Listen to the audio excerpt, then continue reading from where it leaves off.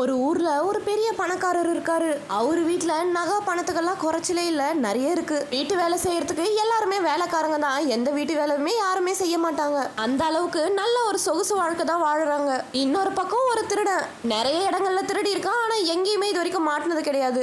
இப்போ எத்தனை நாள் தான் சின்ன சின்ன திருடா செய்யறது? நல்ல ஒரு பெரிய இடத்துல பெரிய பணக்கார வீட்டுல வேலைக்கு சேர்ந்து அங்க இருக்கிற எல்லாத்தையும் திருடினு பிளான் பண்றான். அந்த பிளான் படியே இந்த பணக்காரரோட வீட்டுல வேலைக்கு சேர்றான். ஏற்கனவே 3 வேலைக்காரங்க இருப்பாங்க வீட்டுல. இவன் 4வது ஆளா வேலைக்கு சேர்றான். ஒரு 4-5 மாசம் அப்படியே போகுது, நல்லா வேலை செய்யறான். ஆனா அப்படியே அந்த திங்ஸ்லாம் எங்க வைக்கிறாங்க, என்ன ஏதுன்றதெல்லாம் பாத்துக்கிறான். ஒரு நாள் வீட்டுல யாரும் இல்லாதப்ப நல்ல சமயமா அமைதா அந்நேரம் நகை பணத்தெல்லாம் கொஞ்சம் திருடிடுறான். வீட்டு ஓனரோ நகை பணம் எல்லாம் கொஞ்சம் குறையுதே, யாரோ திருடிட்டு இருக்காங்கன்ற விஷயத்த கண்டுபிடிச்சிடுறாரு. வெளியில இருந்து யாரும் வந்து திருட வாய்ப்பு கிடையாது. வீட்டுல இருக்க யாரோ தான் எடுத்திருக்காங்க.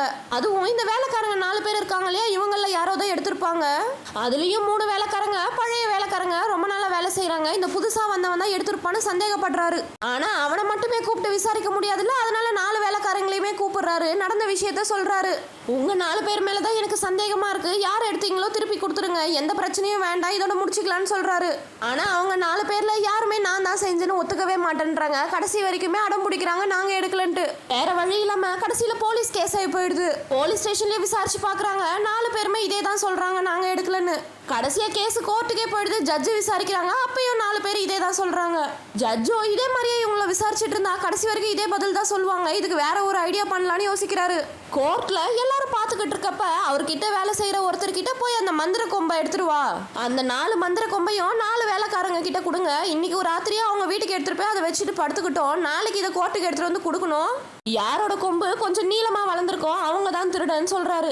உண்மையிலேயே திருடனால அந்த திருடன் அந்த கொம்பு உண்மையிலேயே வளர்ந்து நம்மள காட்டி கொடுத்துட்டோம்னு சொல்லிட்டு அதை கத்தி எடுத்து கொஞ்சம் வெட்டிடுவான். அடுத்த நாள் எல்லா சர்வெண்ட்டும் அவங்களோட கொம்பை எடுத்துட்டு வந்து கோர்ட்ல கொடுப்பாங்க. அப்ப பார்த்தா இந்த திருடனோட கொம்பு மட்டும் கொஞ்சம் உயரம் கம்மியா இருக்கும், இவன் அதை வெட்டி இருப்பான். இதை வச்சு ஜட்ஜு இவன் தான் திருடி இருப்பான்னு சொல்லி கண்டுபிடிச்சிடுறாரு. என்ன ஒரு புத்திசாலித்தனம்! திருடனும் கடைசியில உண்மையை ஒத்துக்கிறான். என்ன நண்பர்களே, கதை பிடிச்சிருந்தா சேனலை சப்ஸ்கிரைப் பண்ணி எனக்கு சப்போர்ட் பண்ணுங்க ஃப்ரெண்ட்ஸ்.